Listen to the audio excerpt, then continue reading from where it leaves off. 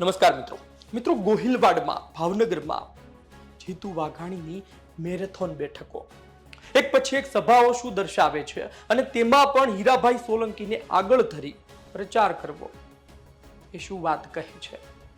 શું રેલો આવતા Jitubhai Vaghani damage control કરી રહ્યા છે અને તેમાં પણ રક્ષક મેખલા તરીકે હીરાભાઈ સોલંકી છે।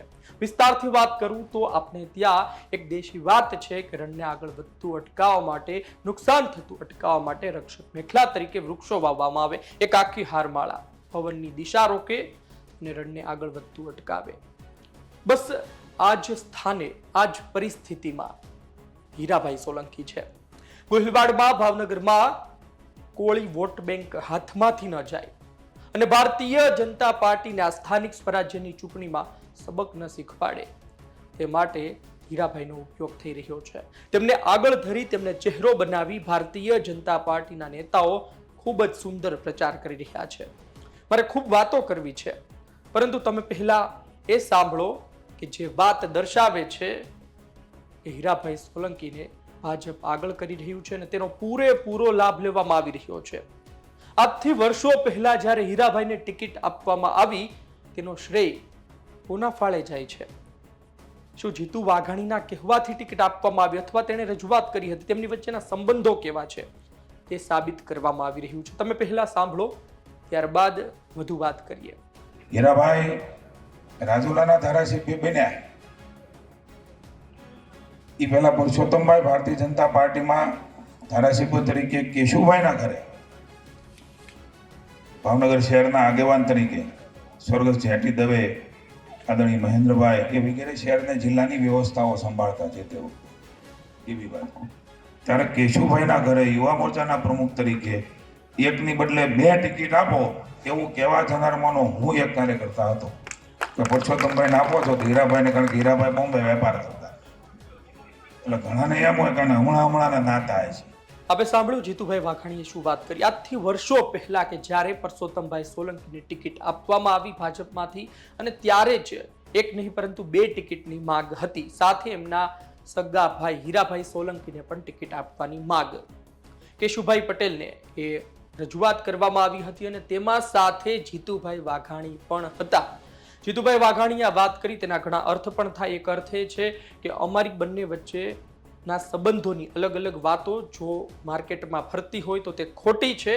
અમારી બંને વચ્ચે ખૂબ સારા સંબંધો છે, અમે એકબીજાના દુશ્મન નથી, દોસ્ત છીએ અને વર્ષોથી અમારે એક સારા સંબંધો છે। એ વાત કહેવાનો અર્થ તેમનો હોઈ શકે છે, પરંતુ આમાં સવાલ એ પણ થાય કે આ વાત શા માટે કરવી પડી? તેની પાછળના કારણો પણ છે કે હીરાભાઈની આ વાત મૂકીને કોળી સમાજની વોટ બેંક પોતાની તરફ કરી શકાય, કોળી સમાજના મતદારોમાં એક મેસેજ મોકલી શકાય કે જીતુભાઈ વાઘાણી ભલે અન્ય સમાજથી હોય પરંતુ આપણા સમાજના એક મોટા નેતાના હિતેચ્છુ છે અને સમાજ સાથે એની કોઈ દુશ્મની નથી। ભાવનગર પશ્ચિમમાં આવી બધી વાતો જ ચાલે છે આજકાલ કે જીતુભાઈ વાઘાણીને હવે કાઢો ને હવે કોઈ કોળી સમાજથી આવતા ચહેરાને બેસાડો। ભૂતકાળમાં વિવાદો થયા અને તેમાં તેમની ભૂમિકા પણ શંકાસ્પદ રહી છે। આ બધી વાતો હજુ પણ આપણે કરીશું। એ પહેલા વચ્ચે તમે સાંભળી લો કે હીરાભાઈ સોલંકી પણ કેવો પ્રચાર કરી રહ્યા છે, કેવી વાતો કરી રહ્યા છે। નરેન્દ્રભાઈ મોદીજી ત્યાં બેઠા છે, અમિતભાઈ શાહ બેઠા છે, મનસુખભાઈ માંડવિયા બેઠા છે, આપણા ગુજરાતીઓ ત્યાં બેઠા છે અને આપણી એક જવાબદારી વિશેષ ગુજરાતીઓની પણ બને છે કે આ મહાનગરોના જે ઇલેક્શન આવ્યા છે ને એમાં ઠોકી કાઢજો મિત્રો, જોતા જ ને આજુબાજુ કમળ જ્યાં દેખાય ના સિક્કો મારી દેજો। ભાગશાળી થયા છો મિત્રો, આ કુંભારવાળા ભાગશાળી છે કે તમને આવા મંત્રી મળ્યા છે, આવા ધારાસભ્ય મળ્યા છે। ને તો ભૂતકાળમાં અહીંયા શું સ્થિતિ હતી ને આ રસ્તાઓની, આ ડ્રેનેજ લાઇનની, અહીંયા પાણી ભરાઈ જતા।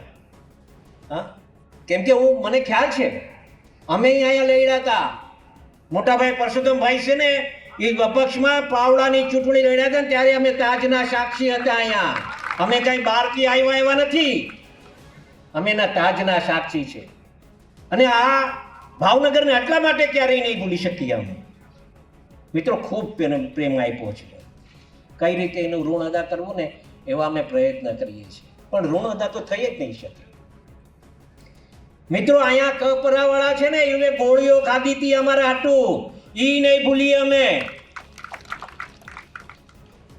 અને એના અનુસંધાને મિત્રો આજે જ્યારે કુંભારવાડામાં હું આવ્યો છું, સવારથી હું પ્રવાસ કરી રહ્યો છું, નાના પાળિયા ગયો, બોટાદ ગયો, હળદર ગામમાં ગયો, તો હું અહીંયા જ્યાં લખવું હોય ને લખી લ્યો. જેટલી મહાનગરો છે ને, એક કઈ જો બીજા પક્ષની આવે ને તો મને યાદ કરજો કે હીરાભાઈ ખોટું બોલીને ગયા હતા. મને તો 5 મુખ્યમંત્રી સાહેબ સાથે કામ કરવાની તક મળી છે. મને 5. પ્રથમ કેશુભાઈ પટેલ હતા, પછી નરેન્દ્રભાઈ મોદીજી હતા, પછી આનંદીબેન હતા, પછી વિજયભાઈ રૂપાણી હતા, અને હમણાં તત્કાલીન આપણા મુખ્યમંત્રી ભૂપેન્દ્રભાઈ પટેલ. મિત્રો, હું કોઈ ખોટી વાત નહીં કરીશ, પણ આટલું અવશ્ય કહીશ કે આ 5 મુખ્યમંત્રીમાં સૌથી સરળ મેં મારા જાહેર જીવનમાં જોયા હોય તો સરળ સ્વભાવના મન કુટિલાઈ યથા લોભ સંતોષ સદાઈ, આ ભૂપેન્દ્રભાઈ પટેલને જોયા છે. મિત્રો, આપણે સાંભળ્યું હીરાભાઈ સોલંકીએ શું વાત કરી. તેમણે તો જીતુભાઈ વાઘાણીના વખાણ પણ કરી દીધા. કુંભારવાડાની જનતાને ખૂબ જ ભાગ્યશાળી પણ કહી. ભલે ક્રાઇમ રેશિયો વધતો હોય, ત્યાં ગુનેગારીના સતત સમાચાર મળતા હોય, પાછું એ પણ કહ્યું કે છેલ્લા જે મુખ્યમંત્રીઓની યાદી છે તેમાં સૌથી સરળ ભૂપેન્દ્રભાઈ પટેલ છે. તેમણે પાવડાના નિશાન સાથે પરસોત્તમભાઈ સોલંકી જ્યારે લડ્યા હતા એ વાત પણ યાદ કરી, અને પોતાના પ્રવાસની વાત કરતા કરતા એ પણ કહ્યું કે તેઓ હળદળ પણ ગયા હતા. તમે જુઓ કે જીતુભાઈ વાઘાણીએ પોતાની વાત કરી હતી, તેમાં અન્ય વાતો એમણે એ પણ કરી હતી કે ભાઈ કોર્પોરેશન ભાજપ જીતી રહી છે, કોંગ્રેસ વાળાને જેટલું પણ બળ લગાડવું હોય એટલું લગાડી દે. આ સાથે એમણે કહ્યું કે એમના માતા કહેતા હતા કે કુંભારવાડા માટે કંઈક કરજે બેટા. આ બધી વાતો તેમણે કરી, અને આ વચ્ચે પાછું હીરાભાઈ સોલંકીની પણ વાત તેમણે કરી દીધી કે હીરાભાઈની ટિકિટ લાવવામાં પ્રથમ વખત તેમને ટિકિટ મળી. એ ટિકિટ બંને સગા ભાઈઓને ટિકિટ લાવવામાં તેમનો પણ ફાળો છે, તેમનું પણ કામ છે, તેમની પણ રજૂઆત છે, આ પણ તેમણે ગણાવી દીધું. અને પછી હીરાભાઈએ મસ્ત ચકાચક વાતો કરી અને આખું પહેલાથી લઈ અત્યાર સુધીનું બધું સમજાવી દીધું, લોકોના કાને ઉતારી દીધું.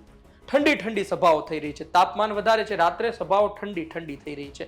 રાત્રે સભાઓમાં એ તાપમાન નથી જોવા મળતું. આમ તો 2 વોર્ડની એ સભા હતી, પરંતુ મોટા પ્રમાણમાં લોકો ન આવ્યા, પાછળ ખુરશીઓ ખાલી હતી. પણ એ કહેવું પણ ખોટું રહેશે કે આ સભાઓ ફ્લોપ થઈ, કારણ કે થોડા લોકો હતા અને કોર્પોરેશનની ચૂંટણી છે એટલે આપણે એવું માની લઈએ કે અમુક લોકોને જ બોલાવવામાં આવ્યા હશે. પરંતુ વાત એ છે કે ભાવનગરમાં બધું બરોબર નથી. ભાવનગરમાં કોંગ્રેસ થોડી ઘણી બેઠકો પણ લઈ જઈ શકે છે. ભાવનગરમાં ભૂતકાળના વિવાદો થયા ત્યારબાદ અલગ અલગ વિધાનસભાઓમાં પણ ચર્ચા છે, તાલુકા જિલ્લા પંચાયતમાં પણ કોંગ્રેસ મજબૂત થઈ રહી છે. આ વચ્ચે હીરાભાઈ સોલંકીને આગળ કરી ભારતીય જનતા પાર્ટી અને જીતુભાઈ વાઘાણી પોતાની મત બેંક ફરી કાયમ કરી રહ્યા છે. હળદળની જે વાત કરી હીરાભાઈ સોલંકીએ ખૂબ જ અગત્યની છે, કારણ કે આજ હળદળમાં કડદા આંદોલન સમયે પોલીસે ઘરમાં જઈને લોકોને માર્યા હતા, અને ત્યારબાદ ત્યાંના ધારાસભ્ય ઉમેશભાઈ મકવાણા મળવા પણ ગયા હતા, અને પીડિતોએ પણ કહ્યું કે અમને આ પ્રકારે પોલીસે માર્યો ઘરમાં આવીને. હવે તમે જુઓ કે જે જેલમાં હતા તેઓ બહાર આવ્યા છે, એમાંથી રાજુભાઈ વંડી ટપી ગયા છે.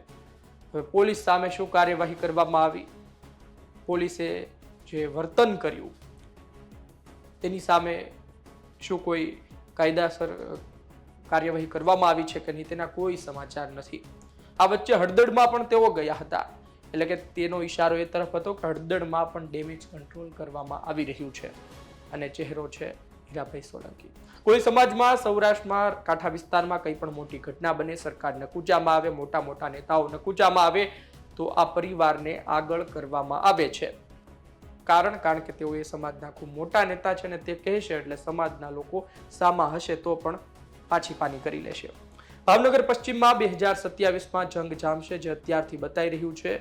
અને ભાવનગર પશ્ચિમના ઉમેદવાર આમ આદમી પાર્ટીના જે 2022માં હતા તે રાજુલામાં આટાફેરા કરતા રહે છે, અને રાજુલાના ધારાસભ્યો તેમના મત વિસ્તારમાં આટાફેરા કરવા લાગ્યા છે. જોઈએ આવનાર દિવસમાં શું થાય છે. આપનું શું કહેવું છે કોમેન્ટ બોક્સમાં લખજો. શું સમાજના મોટા નેતાઓના કહેવાથી સમાજ માની જતો હશે?